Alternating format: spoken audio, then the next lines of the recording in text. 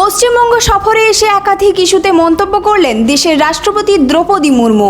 শনিবার উত্তরবঙ্গের শিলিগুড়িতে নবম আন্তর্জাতিক কাউন্সিলের অনুষ্ঠানে যোগ দেন তিনি। তবে সেই অনুষ্ঠানকে ঘিরেই তৈরি হয়েছে নতুন রাজনৈতিক বিতর্ক। অনুষ্ঠানে বক্তব্য রাখতে গিয়ে মুখ্যমন্ত্রীর অনুপস্থিতি নিয়ে খানিকটা অভিমানের সুর শোনা যায় রাষ্ট্রপতির গলায়। जनरली देखा जाए तो प्रेसिडेंट आते हैं तो चीफ मिनिस्टर भी आना चाहिए, मंत्री भी आना चाहिए, लेकिन चीफ मिनिस्टर मैडम भी आए नहीं और गवर्नर का तो तबादला हो गया है तो वो नहीं आ पाए। लेकिन क्योंकि डेट पहले से फिक्स था इसीलिए मैं आ गई।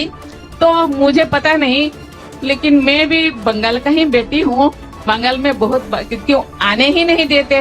তিনি বলেন, সাধারণত কোন রাজ্যের রাষ্ট্রপতি এলে মুখ্যমন্ত্রী বা রাজ্যের মন্ত্রীদের উপস্থিত থাকার কথা, কিন্তু এদিন সেই অনুষ্ঠানে মুখ্যমন্ত্রী উপস্থিত ছিলেন না।